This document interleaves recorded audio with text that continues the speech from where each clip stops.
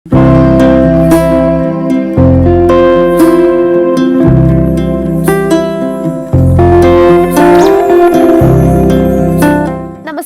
വചന സമീക്ഷയുടെ പുതിയൊരു അധ്യായത്തിലേക്ക് എല്ലാ മാന്യ പ്രേക്ഷകർക്കും സ്വാഗതം. നമ്മൾ ഇന്ന് അല്പസമയ ചിന്തയ്ക്കായി തിരഞ്ഞെടുത്തിരിക്കുന്ന വേദഭാഗം സദൃശ്യവാക്യങ്ങൾ 18-ാം അധ്യായം 9-ാം വാക്യം.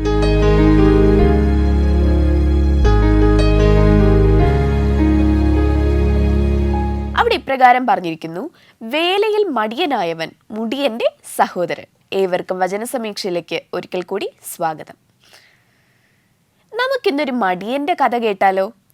നമുക്കറിയാമല്ലേ, ഒരു കാര്യം ചെയ്യുമ്പോൾ മടി ഉണ്ടെങ്കിൽ അത് നേരെ ആയിട്ടുള്ളൊരു സക്സസ്സിലേക്ക് ഒരിക്കലും നമുക്ക് എത്താനായിട്ട് സാധിക്കത്തില്ല. അല്ലെങ്കിൽ ആ ഒരു കാര്യം അതിലേക്ക് അച്ചീവ് ചെയ്യാനായിട്ട്, എന്തെങ്കിലും ഒരു കാര്യം അച്ചീവ് ചെയ്യാൻ നമുക്ക് സാധിക്കത്തില്ല അല്ലേ? ഉഷാറോടെ ചുറുചുറുപ്പോടെ ഒരു കാര്യത്തെ സമീപിക്കുമ്പോൾ മാത്രമേ അത് നമുക്കൊരു വിജയം കൈവരിക്കാനായിട്ട് നമ്മെ അതിലേക്ക് എത്തിക്കുകയുള്ളൂ. അപ്പോൾ ഈ മടി കാരണം ഒരാളുടെ ജീവിതം തകർന്നു പോയി. ജീവിതമല്ല, ഒരു വിലപ്പെട്ട ഒരു കാര്യം നഷ്ടമാകുന്നു. അതെന്താണെന്ന് നമുക്ക് നോക്കിയാലോ? ഒരു സ്ഥലത്ത് ഒരു ഗുരു തൻ്റെ കുട്ടികളെയൊക്കെ നല്ല വലിയ കാര്യമായിട്ട് സ്നേഹിക്കുമായിരുന്നു കേട്ടോ. അതുപോലെ അവരെ ഇനി എങ്ങനെയാണ് തൻ്റെ ജീവിതങ്ങളിൽ ഉന്നതിയിലേക്ക് എത്തേണ്ടതെന്ന് ആ ഗുരു വലിയ വാത്സല്യത്തോടെ സ്നേഹത്തോടെ പഠിപ്പിക്കുമായിരുന്നു. പക്ഷെ ഈ ഗുരു പഠിപ്പിക്കുന്നതിൽ ഒരേ ഒരു വിദ്യാർത്ഥി മാത്രം വ്യത്യസ്തനായിരുന്നു. ബാക്കിയുള്ള എല്ലാ പേരും എല്ലാ കാര്യത്തിലും ഉഷാറോടെ ചുറുചുറുപ്പോടെ സമീപിക്കുമ്പോൾ ഈ ഒരു കുട്ടി മാത്രം വളരെ മടി പിടിച്ച് ദയനീയ അവസ്ഥയിലായിരുന്നു കാണപ്പെട്ടിരുന്നത്. അപ്പോൾ ഈ ഗുരുവിന് വല്ലാത്ത സങ്കടം തോന്നി ആ ഒരു കുട്ടിയുടെ കാര്യം ഓർത്തിട്ട്. തൻ്റെ ബാക്കി കുട്ടികളെല്ലാം നല്ല കുട്ടികളായി നല്ലൊരു ആത്മവിശ്വാസത്തോടെ മുന്നേറുമ്പോൾ ഇവൻ മാത്രം എന്താണ് എപ്പോഴും മടിയനായി തോൽവി മാത്രം ഏറ്റുവാങ്ങുന്നത്? എങ്ങനെ ഈ ഒരു കുട്ടിയുടെ സ്വഭാവത്തിൽ നിന്ന് അവനെ ഒന്ന് തിരുത്തിയെടുക്കാം എന്ന് ഗുരു വളരെയധികം ഉത്കണ്ഠപ്പെട്ട് ചിന്തിക്കാനായിട്ട് തുടങ്ങി. അങ്ങനെ ഗുരുവിന് ഒരു ഐഡിയ കിട്ടി കേട്ടോ. അപ്പോൾ നമുക്ക് ആ ഐഡിയ എന്താണെന്ന് നോക്കാം. പക്ഷെ അതിനുപാട് നമുക്കൊരു കോൾ വരുന്നുണ്ട്. ആരാന്ന് നോക്കാം. ഹലോ, വചന സമീക്ഷയിലേക്ക് സ്വാഗതം. ഇതാരാ സംസാരിക്കുന്നേ? റോഷ്നി ജോൺ. ഓക്കെ ആന്റി, എവിടെന്നാ വിളിക്കുന്നേ? കരിമല ആന്റി, സുഖമായിട്ടിരിക്കുന്നു? വീട്ടിൽ ആരൊക്കെയുണ്ട്? ദൈവകൃപയാൽ സുഖമായിട്ടിരിക്കുന്നു. വീട്ടില് ഭർത്താവുണ്ട്, ഒരു മോളുണ്ട്, അതിനെ കല്യാണം കഴിച്ചു. ഓക്കെ, മോളും കുടുംബമൊക്കെ സുഖമായിട്ടിരിക്കുന്നു? സുഖമായിട്ടിരിക്കുന്ന മോക്ക് ഒരു കുഞ്ഞായി. ഞാൻ സൗദിയിലായിരുന്നു, നേഴ്സായിരുന്നു, നാട്ടിൽ വന്നു. ഓക്കെ, അപ്പൊ ഇപ്പൊ നാട്ടില് സെറ്റിൽഡ് ആണ്? അതെല്ലോ. ഓക്കെ, അപ്പൊ മോളുടെ കുഞ്ഞൊക്കെ സുഖമായിട്ടിരിക്കുന്നോ? എത്ര മാസമായി കുഞ്ഞിന്? 2.5 മാസം. 2.5 മാസം. ഓക്കെ, കുഞ്ഞാണല്ലേ? അതെ അതെ. ബോയ് ആണോ ഗേൾ ആണോ? ഗേൾ. ഓക്കെ, പേരൊക്കെ ഇട്ടോ? എന്താണ്? എന്തോ? മിരിയം. ഓക്കെ, നല്ല പേര് കേട്ടോ, ഒരു വെറൈറ്റി. ഓക്കെ, അപ്പോ ദൈവം അനുഗ്രഹിക്കട്ടെ കുടുംബത്തെ മുഴുവനായിട്ട്. നമ്മുടെ പ്രോഗ്രാം കാണാറുണ്ടോ ആന്റി? ഉണ്ട്, ഇഷ്ടമാണ്. ഓക്കെ, നമുക്ക് ആദ്യത്തെ ചോദ്യത്തിലോട്ട് പോയാലോ? ഓക്കെ, ആന്റിക്ക് വേണ്ടിയുള്ള ആദ്യത്തെ ചോദ്യം ഇതാണ്: ഏതൊഴികെ മറ്റൊന്നിലും ഒന്നും കടക്കപ്പെട്ടിരിക്കരുത്.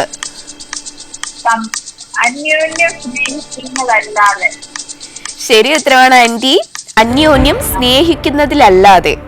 ഓക്കെ, അപ്പൊ നമുക്ക് രണ്ടാമത്തെ ചോദ്യത്തിലോട്ട് പോകാം. അതിനു മുൻപായിട്ട് ആന്റി പാട്ടൊക്കെ പാടുമെന്ന് തോന്നുന്നു, ശബ്ദമൊക്കെ കേട്ടിട്ട്. ഓക്കെ, ഓക്കെ ആന്റി, നല്ല കാര്യമാണ്. നമുക്ക് ദൈവം തന്ന ശബ്ദം ദൈവത്തിന് വേണ്ടി മാത്രം ഉപയോഗിക്കുക എന്നുള്ളത് തന്നെ ഏറ്റവും വലിയ കാര്യമാണ്. ഓക്കെ ആന്റി, അപ്പൊ നല്ലൊരു പാട്ട് ഇപ്പൊ പാടുന്നുണ്ടോ അതോ രണ്ടാമത്തെ ചോദ്യം കഴിഞ്ഞിട്ട് പാടുന്നോ? എങ്ങനായാലും കുഴപ്പമില്ല. അപ്പൊ നല്ലൊരു പാട്ട് കേട്ടിട്ട് ബാലൻസ് ചോദ്യത്തിലോട്ട് പോകാം. ആന്റി പാടിക്കോളൂ. ഒരു പഴയ പാട്ട് പാടാം. പാടിക്കോ ആന്റി. ദൈവകൃപയിൽ ഞാൻ ആശ്രയിച്ച് അവൻ വഴികളെ ഞാൻ അറിഞ്ഞേ, അനുഗമിച്ചിടും അവനുടെ ചുവടുകളെ അനുഗമിച്ചിടും അവനുടെ ചുവടുകളെ. മതിയോ മോളെ? 2 ലൈനല്ലേ പാടിയുള്ളൂ. നന്നായിട്ട് പാടി കേട്ടോ. ഞാൻ ഇങ്ങനെ കേട്ടിരിക്കുകയായിരുന്നു ഇനി അടുത്ത് വരുംന്ന്. ഇഹലോകമോ കരികിലൊരു സുഖവും മനഃശാന്തിയതും എന്റെ യേശുവിന്റെ തിരുസന്നിധിയിൽ എന്നും ആനന്ദമുണ്ടെനിക്ക്. എന്റെ യേശുവിന്റെ തിരുസന്നിധിയിൽ എന്നും ആനന്ദമുണ്ടെനിക്ക്. ദൈവകൃപയിൽ ഞാൻ ആശ്രയിച്ച് അവൻ വഴികളെ ഞാൻ അറിഞ്ഞ് അനുഗമിച്ചിടും അവനുടെ ചുവടുകളെ. അനുഗമിച്ചിടും അവനുടെ ചുവടുകളെ. ആന്റി താങ്ക് യു കേട്ടോ. നന്നായിട്ട് പാടി കേട്ടോ. താങ്ക് യു മോളെ. ഓക്കെ ആന്റി, അപ്പൊ നമുക്ക് രണ്ടാമത്തെ ചോദ്യത്തിലോട്ട് പോയാലോ? ഓക്കെ. ആന്റിക്ക് വേണ്ടിയുള്ള രണ്ടാമത്തെ ചോദ്യം ഇതാണ്. ഇത് ചെയ്യുന്നവൻ ന്യായപ്രമാണം നിവർത്തിച്ചിരിക്കുന്നു. അന്യനെ സ്നേഹിക്കുന്ന. ശരി ഉത്തരമാണ് ആന്റി. അയൽക്കാരനെ സ്നേഹിക്കുന്നവൻ. ഓക്കെ, നമുക്ക് മൂന്നാമത്തെ ചോദ്യത്തിലോട്ട് പോയാലോ? പോകാം മോളെ. ഓക്കെ, അപ്പൊ ആന്റിക്ക് വേണ്ടിയുള്ള മൂന്നാമത്തെ ചോദ്യം ഇതാണ്. സ്നേഹം എന്തിന്റെ പൂർത്തീകരണമാണ്? ന്യായപ്രമാണത്തിന്റെ.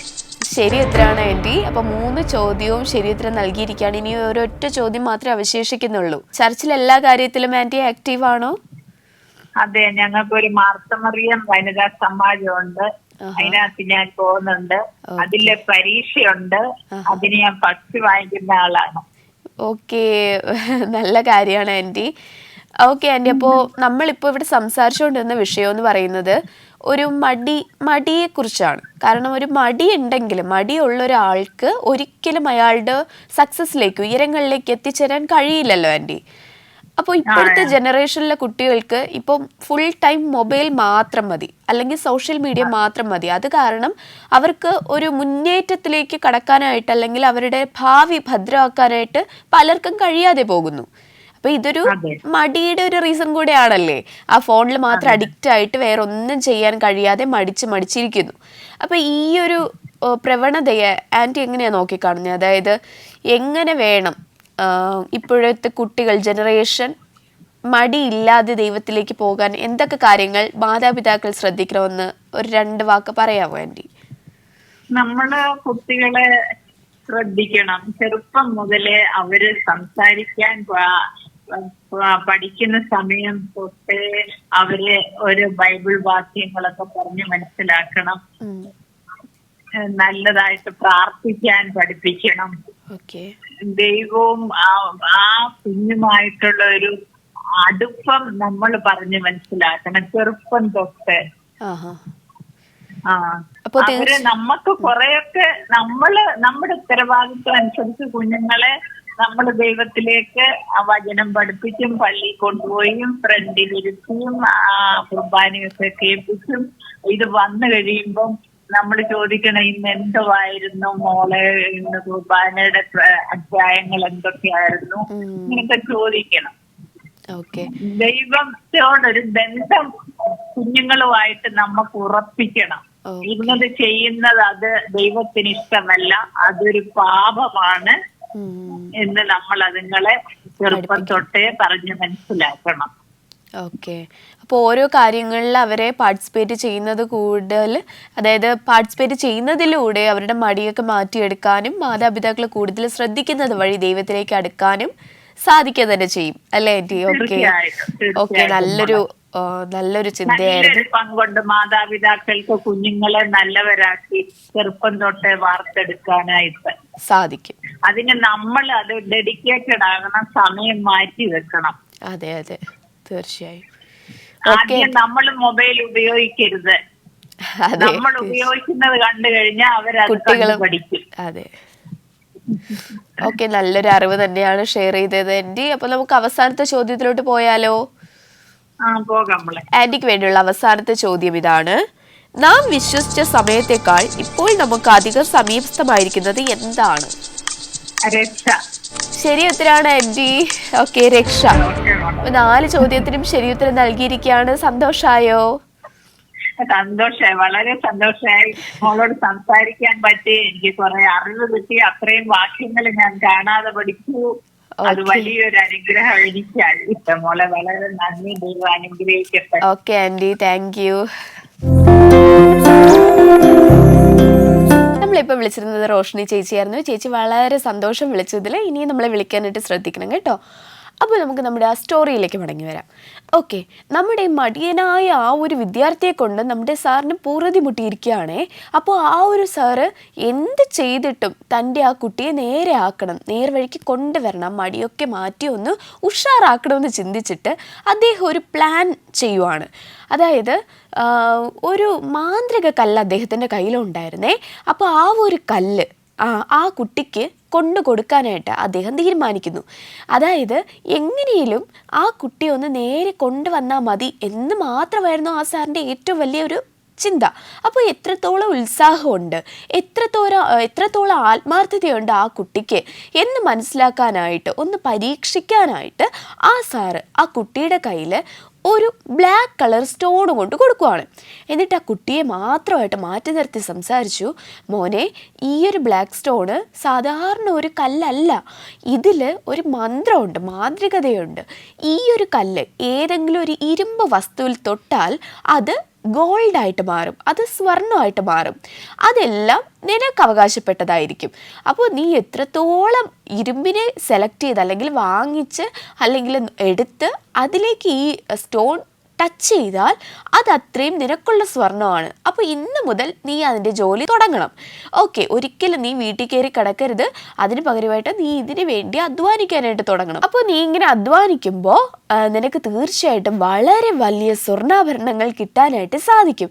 പക്ഷെ ഒരു കാര്യമുണ്ട്, ഞാനിത് ഒരൊറ്റ ദിവസം മാത്രമേ നിൻ്റെ കയ്യിൽ വെച്ചേക്കാൻ തരുള്ളൂ. ഇന്നിപ്പോൾ ഞാൻ നിൻ്റെ കയ്യിൽ തരുന്നു, നാളെ വൈകുന്നേരം ഇതേ സമയമാകുമ്പോൾ നീ അതെനിക്ക് തിരിച്ചു തരണം.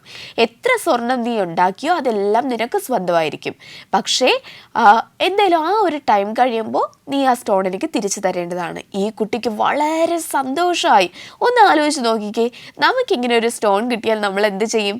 പക്ഷേ ഈ കുട്ടി എന്താ ചെയ്തതെന്ന് നമുക്കൊന്ന് നോക്കാം. അതിനിവിടെ നിന്നൊരു കോൾ വരുന്നുണ്ട്, ആരാ നോക്കാം. ഹലോ, വചന സമീക്ഷയിലേക്ക് സ്വാഗതം. ഇതാരാ സംസാരിക്കുന്നേ? ഓക്കെ, മാഗി ആൻറ്റി സുഖമായിട്ടിരിക്കുന്നോ? ഓക്കെ, വളരെ സന്തോഷം ആൻറ്റി വിളിച്ചതിൽ. ഓക്കെ, നമ്മുടെ പ്രോഗ്രാമൊക്കെ കാണാറുണ്ടല്ലോ അല്ലേ? ഓക്കെ, നമുക്ക് ഫസ്റ്റ് ചോദ്യത്തിലോട്ട് പോകാം. ഭക്ഷിക്കാത്തവൻ ഭക്ഷിക്കുന്നവനെ എന്ത് ചെയ്യരുത്?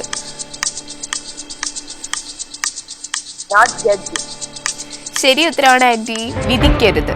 ഓക്കെ, അപ്പൊ നമുക്ക് രണ്ടാമത്തെ ചോദ്യത്തിലോട്ട് പോയാലോ? ഓക്കെ, അപ്പൊ ആന്റിക്ക് വേണ്ടിയുള്ള രണ്ടാമത്തെ ചോദ്യം ഇതാണ്: ജീവിച്ചാലും മരിച്ചാലും നാം ആർക്കുള്ളവർ ആകുന്നു? Okay, to Lord. Okay, Christ. ശരി ഉത്തരവാണ് ആന്റി, കർത്താവിന് കേട്ടോ. ഓക്കെ, നമുക്ക് മൂന്നാമത്തെ ചോദ്യത്തിലോട്ട് പോകാം. അതിന് മുൻപായിട്ട് ആന്റി എന്ന് നമുക്ക് പാട്ടൊക്കെ പാടാറുണ്ടല്ലോ, ഒരു പാട്ട് പാടാൻ റെഡിയാണോ? പാടിക്കോളൂ anti.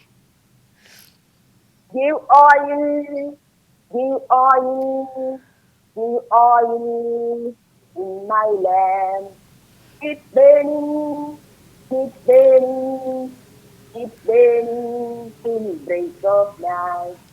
Hosanna, Hosanna, Hosanna, King of Kings. Hosanna, Hosanna, Hosanna, King of Kings. A child is born, a son is given, a child is born, a son is given. Give oil, give oil, give oil in my lamp. It's burning, it's burning, it's burning till break of night. Hello aunty, നന്നായിട്ട് പാടി കേട്ടോ. Yes. Okay, അപ്പൊ നമുക്ക് മൂന്നാമത്തെ ചോദ്യത്തിലോട്ട് പോകാം. ആന്റിക്ക് വേണ്ടിയുള്ള മൂന്നാമത്തെ ചോദ്യം ഇതാണ്: ക്രിസ്തു മരിക്കുകയും ഉയർക്കുകയും ചെയ്തത് എന്തിനാണ്? he might be Lord, both of the dead and living. ശരി ഉത്തരമാണ് ആന്റി. മരിച്ചവർക്കും ജീവിച്ചിരിക്കുന്നവർക്കും കർത്താവ് ആകേണ്ടതിന്. ഓക്കെ, നമുക്ക് നാലാമത്തെ ചോദ്യത്തിലോട്ട് പോയാലോ? Yes. ഓക്കെ, ആന്റിക്ക് വേണ്ടിയുള്ള നാലാമത്തെ ചോദ്യം ഇതാണ്. നാം എല്ലാവരും ഇതിന്റെ മുൻപാകെ നിൽക്കേണ്ടവരാണ്. ഏതിന്റെ? In front of the judgment seat of Christ. ശരി ഉത്തരമാണ് ആന്റി. കർത്താവിന്റെ ന്യായാസനത്തിന് മുൻപാകെ. ഓക്കെ, അപ്പൊ 4 ചോദ്യത്തിനും ശരി ഉത്തരം നൽകിയിരിക്കുകയാണ്. ഹാപ്പി ആണോ? Yes. ഓക്കെ ആന്റി, അപ്പൊ വിളിച്ചതിൽ വളരെ സന്തോഷം. ഇനി നമ്മളെ വിളിക്കാനായിട്ട് ശ്രദ്ധിക്കുമല്ലോ. എനിക്കൊരു വചനം പറയണം. ഓക്കെ ആന്റി, പറഞ്ഞോളൂ.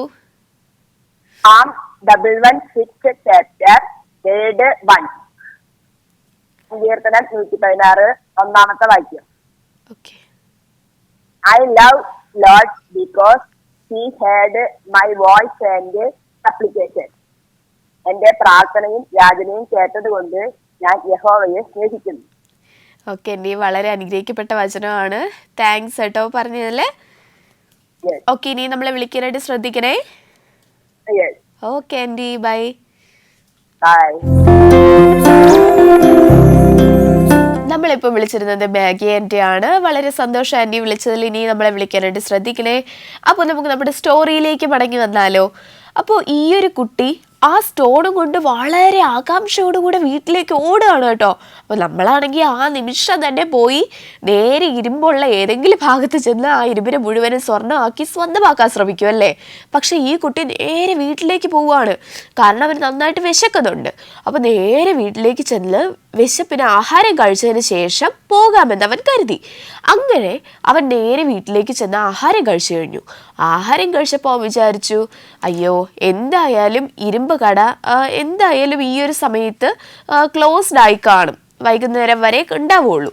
അപ്പോൾ എന്തായാലും നാളെ എങ്ങാനും പോയി അവിടെ അന്വേഷിച്ച് തീർച്ചയായിട്ടും ആ ഇരുമ്പ് വാങ്ങി എനിക്ക് സ്വർണ്ണമാക്കാവുന്നതല്ലേ ഉള്ളൂ. ഞാൻ എന്തായാലും ഈ ഒരു ഇതിൽ ഇന്ന് എന്തായാലും കഴിഞ്ഞു പോട്ടെ, ഇന്ന് എന്തായാലും കിടന്നുറങ്ങാം, എന്നിട്ട് നാളെ എനിക്ക് കറക്റ്റായിട്ട് ആ ഒരു സ്ഥലത്ത് എത്തുകയും അതിന് വാങ്ങുകയും അതിന് സ്വർണ്ണമാക്കുകയും എനിക്ക് സ്വന്തമാക്കുകയും ചെയ്യാമല്ലോ എന്നുള്ള ആ ഒരു സന്തോഷത്തിൽ, എക്സൈറ്റ്മെൻറ്റിൽ നാളെ ഒരു പണക്കാരനാവുകയാണ്, കോടീശ്വരനാവുകയാണ് എന്നുള്ള സ്വപ്നമൊക്കെ കണ്ട് വളരെ സന്തോഷത്തോട് സമാധാനത്തോടെ ആ കുട്ടി കിടന്നുറങ്ങുകയാണ് കേട്ടോ. നാളെ രാവിലെ, പിറ്റേ ദിവസം രാവിലെ ആ കുട്ടി എഴുന്നേറ്റു. നേരെ വന്ന് ഭക്ഷണം കഴിക്കുകയാണ് കേട്ടോ. ബ്രഷൊക്കെ ചെയ്തിട്ട് ഭക്ഷണം കഴിക്കുകയാണ്. അപ്പോൾ കഴിച്ചുകൊണ്ടിരുന്നപ്പോൾ തന്നെ സ്കൂളിൽ പോവാത്തത് കൊണ്ട് അവന് വളരെയധികം ഉറക്കവും ക്ഷീണവും വരികയാണ്.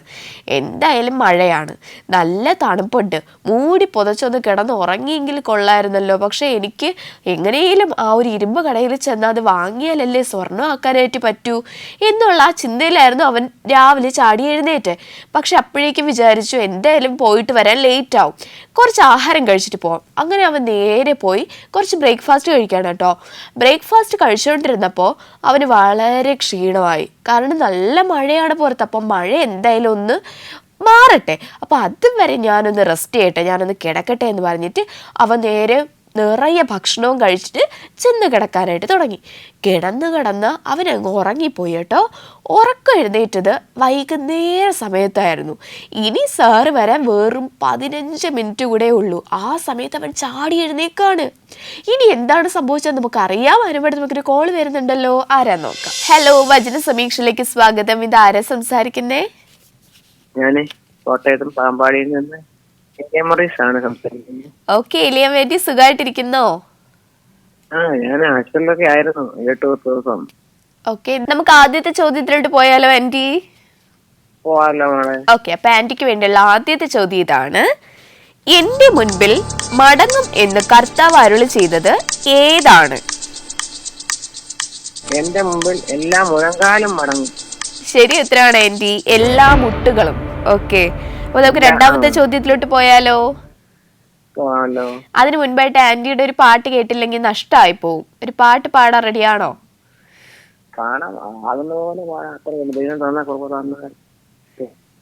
എന്തോ പാടട്ടെ, ചെറു പാട്ടാം. പാടിക്കോളാം ആന്റി.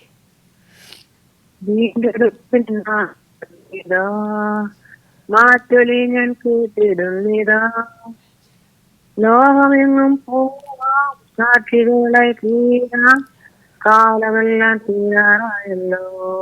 ലോകമെങ്ങും പോകാം സാക്ഷികളായി തീരാം.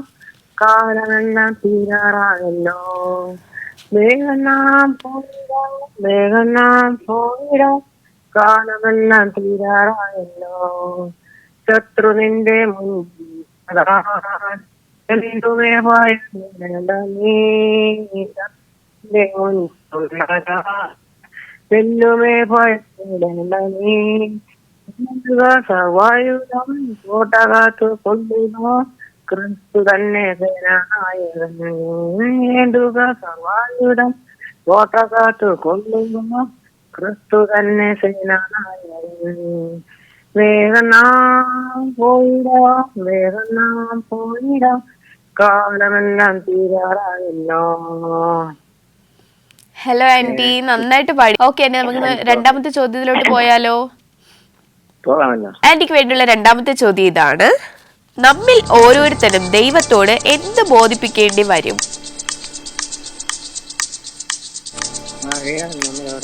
നമ്മിൽ ഓരോരുത്തരും ദൈവത്തോട് കണക്ക് ബോധിപ്പിക്കേണ്ടി വരും. ശരി ഉത്തരവാണ് ആന്റി, കണക്ക്. ആന്റിക്ക് വേണ്ടിയുള്ള മൂന്നാമത്തെ ചോദ്യം ഇതാണ്: അതുകൊണ്ട് നാം ഇനിയും അന്യോന്യം ഇത് ചെയ്യരുത്. എന്ത്? വിധിക്കരുത്. ശരി ഉത്തരവാണ് ആന്റി, വിധിക്കരുത്. അപ്പൊ 3 ചോദ്യത്തിനും ശരി ഉത്തരം നൽകിയിരിക്കുകയാണ്. ഇനി 4ാമത്തെ ചോദ്യത്തിലോട്ട് പോകാം. അതിനു മുൻപായിട്ട് ആന്റിക്ക് എന്തെങ്കിലും ചിന്തകൾ പ്രേക്ഷകരുമായിട്ട് പങ്കുവെക്കാനുണ്ടോ? സാക്ഷ്യമോ? ഓർക്കുന്നില്ലല്ലോ, സാക്ഷി പറയാനൊക്കെ ഒത്തിരി ഉണ്ട്. പക്ഷെ ഓക്കെ ആന്റി, അപ്പൊ ഏതെങ്കിലും എന്തോ ഞാൻ പറയാം. ഓക്കെ ആന്റി, പറഞ്ഞോളൂ. നിന്റെ ശത്രുവിനെ വിശക്കുന്നുവെങ്കിൽ അവന് ഭക്ഷിക്കാൻ കൊടുക്കുക. ദാഹിക്കുന്നുവെങ്കിൽ കുടിക്കാൻ കൊടുക്കുക. അങ്ങനെ ചെയ്താൽ നീ അവന്റെ തന്നെ നീക്കുന്നത് കിട്ടും എന്നിരിക്കുന്നല്ലോ. എന്നെയോ കേൾക്കാതെ നന്മയാൽ നീയെ ജയിക്കുക. റോമർ 12:1. ഓക്കെ ആന്റി, നല്ലൊരു വചനമായിരുന്നു. വളരെ സന്തോഷം ആന്റി. ഓർത്ത് വരണ്ടേ, സാക്ഷ്യങ്ങൾ ഒത്തിരി ഉണ്ട്. ഓക്കെ, ഓർത്ത് വരണ്ടേ. ശരി ആന്റി, അപ്പൊ നമുക്ക് അടുത്ത പ്രാവശ്യം വിളിക്കുമ്പോ ആന്റി തീർച്ചയായിട്ടും ഒരു സാക്ഷ്യം പറയാൻ. പറയാം. ഓക്കെ ആന്റി, അപ്പൊ നമുക്ക് അവസാനത്തെ ചോദ്യത്തിലോട്ട് പോയാലോ? അപ്പൊ നമ്മുടെ ഏലിയം ആന്റിക്ക് വേണ്ടിയുള്ള അവസാനത്തെ ചോദ്യം ഇതാണ്: ദൈവത്തിന്റെ കാഠിന്യം ആരോടാണ്? ദൈവത്തിന്റെ കാഠിന്യം ആരോടാണ്?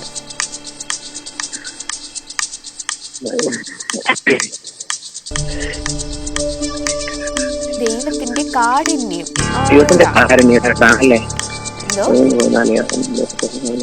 ഓക്കെ, ക്വസ്റ്റ്യൻ ഒന്നുകൂടെ ഞാൻ വായിക്കാം. ദൈവത്തിന്റെ കാഠിന്യം ആരോടാണ്? വീണവരോട്. ഓക്കെ, ശരി ഉത്തരവാണ് ആന്റി. അപ്പൊ 4 ചോദ്യത്തിനും ശരി ഉത്തരം നൽകിയിരിക്കുകയാണ്. സന്തോഷായില്ലേ? ഓക്കെ ആന്റി, അപ്പൊ അടുത്ത് വിളിക്കണേ. ഒരു സാക്ഷിയൊക്കെ ഓർത്ത് വെച്ചേക്കണം കേട്ടോ. ശരി ആന്റി, വളരെ സന്തോഷം. ഓക്കെ, ശരി ആന്റി.